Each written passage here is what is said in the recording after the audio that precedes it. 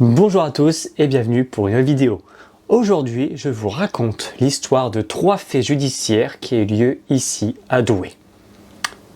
C'est parti, on y va.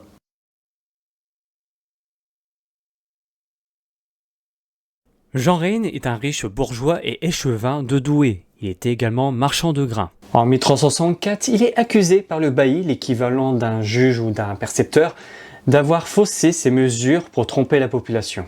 Malgré ses appels, il est condamné à mort et pendu publiquement. L'affaire devient rapidement un scandale, les habitants se mobilisent et le roi Charles X décide d'intervenir. 2 ans plus tard, en 1366, l'injustice est officiellement reconnue.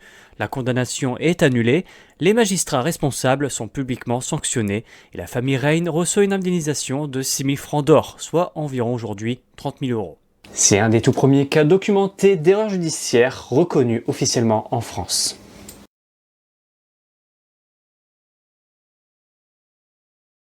L'université de Douai, bastion catholique influencé par les jésuites, connaît des tensions entre jansénistes et autorités religieuses. Après la conquête de Douai par Louis XIV, plusieurs professeurs refusent d'accepter certaines décisions royales et ecclésiastiques, ce qui provoque leur révocation.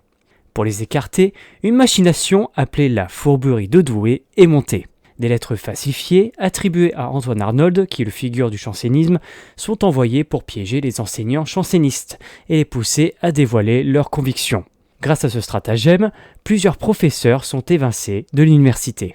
L'affaire révèle donc les tensions entre jésuites et jansénistes et dévoile les mécanismes religieux et académiques dans la France de l'époque.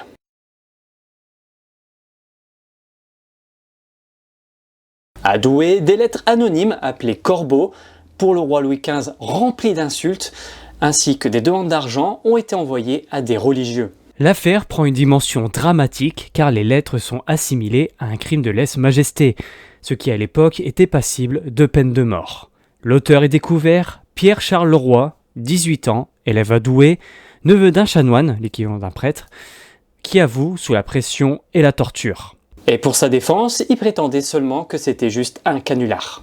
Le tribunal ne retient pas l'excuse. Le 16 juin 1770, il est exécuté publiquement sur la place d'Armes de Douai, après avoir fait amende honorable devant l'église de Saint-Pierre. Il est mort étranglé avant même que son corps ne soit livré au supplice.